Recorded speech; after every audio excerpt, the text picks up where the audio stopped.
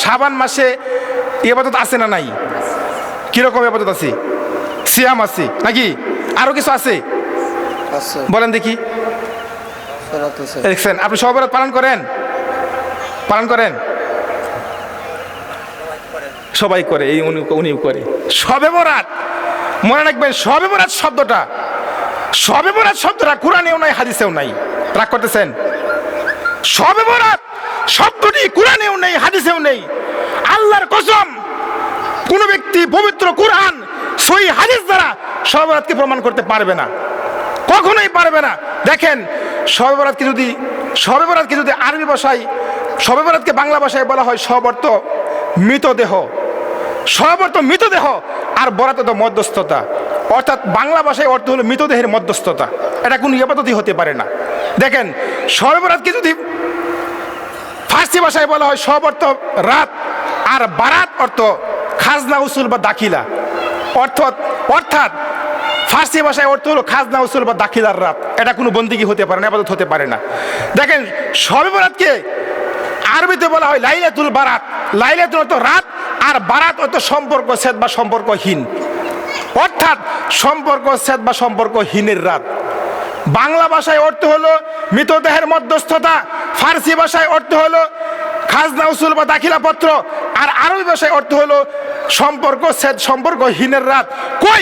কোথাও তো শবে বরাতকে ভাগ্য রজনী বলা হয় নাই। শবে বরাতকে ভাগ্য রজনী তারাই বলে, শবে বরাতকে ভাগ্য রজনী তারাই বলে যারা বলে শবে বরাতের রাত্রে কোরআন নাজিল হয়েছে। আসলে কোন রাতে কোরআন নাজিল হয়েছে বলতে পারেন? কোন রাতে কোরআনুল কারীম নাজিল হয়েছে?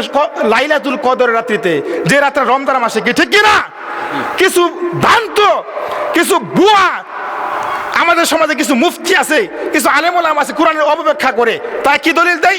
ইন্না আনজালনাহু ফি লাইলাতিন মুবারাকাতিন, সূরা দুখানের একটা আয়াত দিয়া যে আল্লাহ রাব্বুল আলামিন বরকতময় রাতিতে কোরআন নাজিল করছে।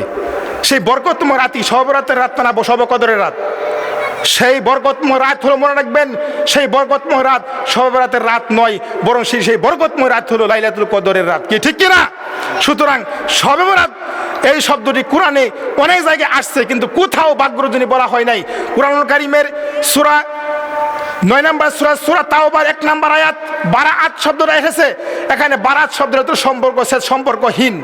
দেখেন, কোরআনুল কারীমের সূরা কামার 43 নম্বর আয়াত, কোরআনুল কারীমের সূরা আনআম 19 নম্বর আয়াত, সূরা আনআম 178 নম্বর আয়াত, সূরা আনফাল 48 নম্বর আয়াত, কোরআনুল কারীমের সূরা হাসর 16 নম্বর আয়াত, সূরা যুখরুফ 26 নম্বর আয়াত, কোরআনুল কারীমের সূরা মুমতাহানা 4 নম্বর আয়াত। এই আয়াতগুলির মধ্যে বারাত শব্দটি আসছে। বারাত শব্দটি, বরাত শব্দটি এসেছে, কিন্তু কোথাও এখানে সম্পর্ক ছেদ সম্পর্কহীন, নিঃসম্পর্ক সম্পর্ক ছেদ, এগুলি অর্থ আসছে, কিন্তু কোথাও শবে বরাতকে ভাগ্য রজনী বলা হয় নাই। হাদিসের অপব্যাখ্যা করে, কোরআনের অপব্যাখ্যা করে তারা শবে বরাত পালন করে। মনে রাখবেন, শবে বরাত শব্দটি কোরআনে নেই, হাদিসে নেই। আপনি যদি এই মাসে আল্লাহ নবী অনেক সিয়াম রাখছেন, অনেক সিয়াম রেখেছেন, কিন্তু এই একদিন একটা সিয়াম রাখছেন, দিনের বেলায় সিয়াম রাখছেন, রাতের বেলায় নামাজ পড়ছেন, সে 15ই শাবান, এ মর্মে কোনো সহি দলিল আছে? কোনো সহি দলিল নাই। আপনারা তো থলায় গেছেন যে মনে হয় এটা হুজুর ভুল বলতেছি। শবে বরাত একদিন আপনি সিয়াম রাখবেন, কটা রাখবেন? 3টা, 13, 14, 15। যদি আপনি একদিন রাখেন, যে শবে বরাতকে কেন্দ্র করে একদিন 15ই শাবান একদিন রাখেন, তাহলে কিন্তু আপনি বিদআত করবেন। আর বিদআত যারা করবে ওদের ফরজ ইবাদত, নফল ইবাদত সব বাতিল বলে গণ্য হবে। বিদআত একটি মারাত্মক অপরাধ, বিদআত একটি ভয়াবহ অপরাধ। 3 শ্রেণীর লোক চিরস্থায়ী জাহান্নামী। 3 শ্রেণীর লোক চিরস্থায়ী জাহান্নামী। 1, শিরিককারী, শিরিক করে মারা গেছে। শিরিককারী, শিরিক করে মারা গেছে, তওবা করার সুযোগ হয় না, লোকটা চিরস্থায়ী জাহান্নামী। 2, বিদআতকারী, বিদআত করে মারা গেছে, তওবা করার সুযোগ হয় না, লোকটা চিরস্থায়ী জাহান্নামী। 3, বেনামাজি, চিরস্থায়ী জাহান্নামী। কথা বুঝেন না? বেনামাজি, যার নামাজ নাই, জীবনে নামাজি নাই, বেনামাজি, জীবনে কখনো কোনোদিন নামাজি পড়েই নাই, ওর ঈমান নাই। বেনামাজির কোনো ঈমান নাই, বেনামাজির কোনো জানাজা নাই। বেনামাজি মারা গেলে কুকুরের মতো পুঁতে রাখতে হবে। রাগ করতেছেন নাকি? রাগ করেন না। বেনামাজি খুব খারাপ লোক, সবচেয়ে বদ লোক হলো বেনামাজি, সবচেয়ে মন্দ লোক হলো পৃথিবীর মধ্যে বেনামাজি। সমাজে সুধীবিন্দু যে কথা বলতেছিলাম, এই শবে বরাত সম্পর্কে যে কয়েকটি হাদিস এসেছে, এই হাদিস জয়ীফ, জাল হাদিস, মাউজু হাদিস। যেমন একটা হাদিস আপনি আপনাদেরকে শোনাই। একটা হাদিস শোনাই। আল্লাহ নবী বলছেন, জাল হাদিস দেখেন, আল্লাহ নবী বলছেন, ও সাহাবারা শোনো, 15 শাবান দিনের বেলায় সিয়াম রাখলে রাতের বেলায় নামাজ পড়লে কি নেকি হয় জানো? 15 শাবান দিনের বেলায় সিয়াম রাখলে রাতের বেলায় নামাজ পড়লে বনি কলবের গোত্রের বকরির গায়ে, ছাগলের গায়ে যতগুলি লুম অতগুলি গুনাহ মাফ করে। এই হাদিসের রাবি হলো হাজ্জাজ বিন আবু আত্রা।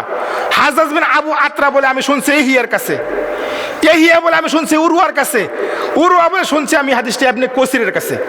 3 জন। অর্থাৎ সবচেয়ে মজার কথা হলো হাজ্জাজ বিন আবু আত্রা সাক্ষাৎ হয় না ইহিয়ার সাথে, ইহিয়ার সাক্ষাৎ হয় না উরওয়ার সাথে, উরওয়ার সাক্ষাৎ হয় না ইবনে কাসিরের সাথে। কেউ কারো লোকে দেখায় নাই, কথাই নাই, সাক্ষাৎ নাই, তার হাদিস বর্ণনা করে ফেলাইছে। অর্থাৎ এই হাদিস বানোয়াটি, জাল, জয়ীফ, দুর্বল, এই হাদিস কখনো গ্রহণ করা যাবে না। সুতরাং এই শবে বরাত চালু হয়েছে জানেন কখন? এই শবে বরাত চালু হয়েছে আল্লাহ নবী দুনিয়া থেকে বিদায় নেওয়ার, আল্লাহ নবী মারা যাওয়ার 438 বছর পর। কত বছর?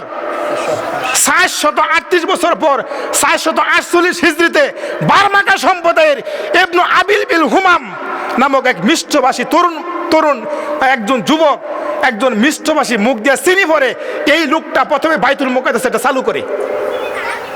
নবী মারা যাওয়ার কত বছর?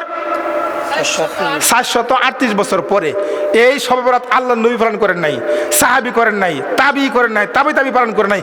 এবং কি ইমাম, 4 ইমাম, ইমাম আবু হানিফা রাহিমাহুল্লাহ, ইমাম শাফি রাহিমাহুল্লাহ, ইমাম মালিক রাহিমাহুল্লাহ, ইমাম আহমদ বিন হাম্বল রাহিমাহুল্লাহ, কোন ইমামরাও এই শবে বরাত পালন করেন নাই।